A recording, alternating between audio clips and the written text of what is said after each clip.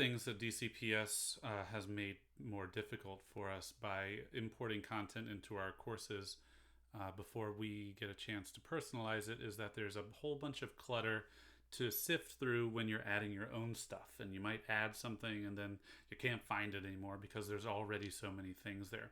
And those things that DCPS added, they're going to come in really handy later, but right now when you're getting to know Canvas, it kind of gets in the way. So this tutorial is going to focus on how to create brand new content that has nothing to do with the things that are already there, because you likely want to create your own content for the first couple weeks.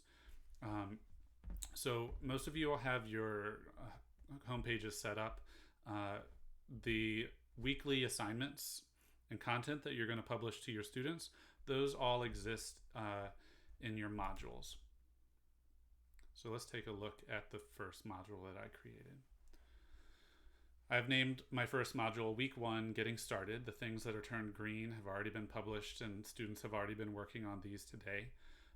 But there are pages and pages and pages of modules that DCPS created, and I saved myself a little bit of scrolling time by minimizing these modules so that there's a little bit less to scroll through.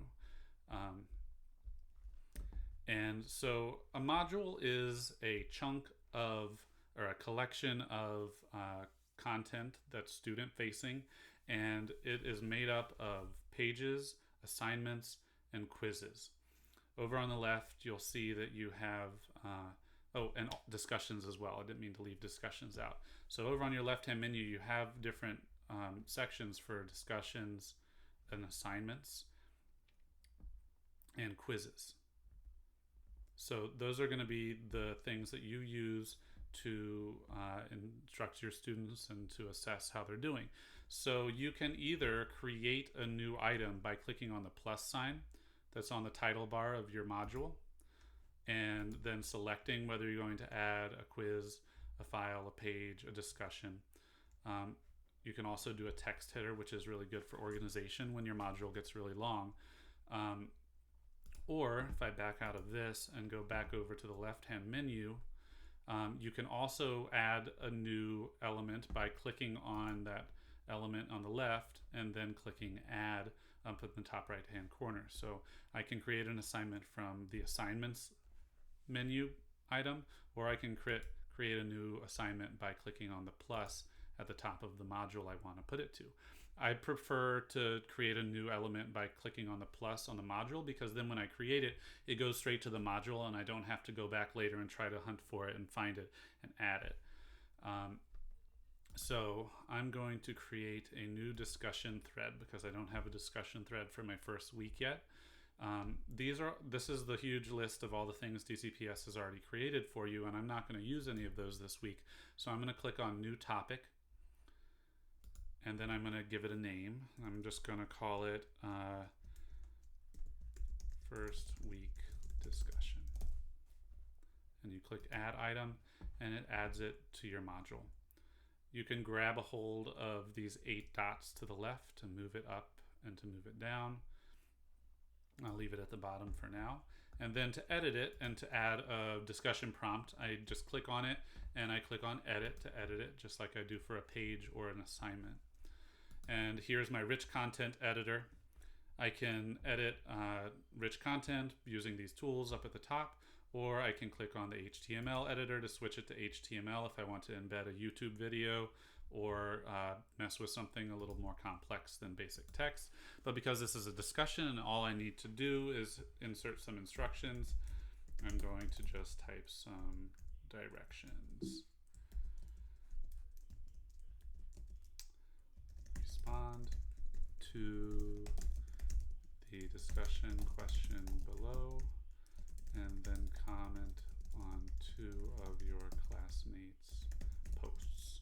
Usually I like to include that requirement in a discussion so that students have to engage with each other instead of just dropping some text and leaving.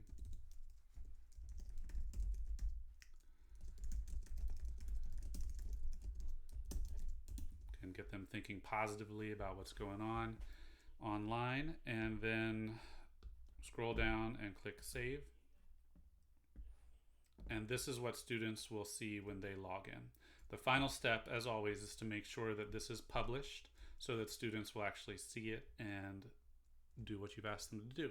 Since I'm not actually going to use this discussion, I'm just going to show you what it looks like to have published it, and then I'm going to unpublish it and delete it. So I'm going to go back to modules, since the purpose of this is to help you with organization a little bit.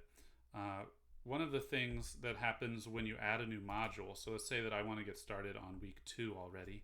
So I'm going to click on add a new module, and I'm going to call it week 2, learning through history, the name of our cornerstone.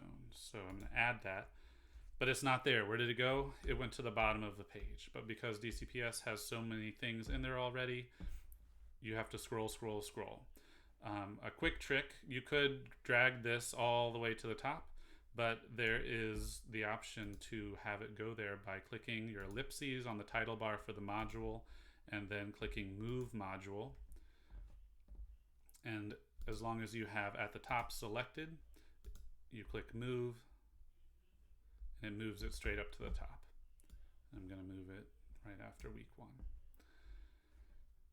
There's just a few tips and tricks for keeping your modules organized. I'll do a few more of these about the different pages, quizzes, discussions, and assignments that you can create for your students to participate in.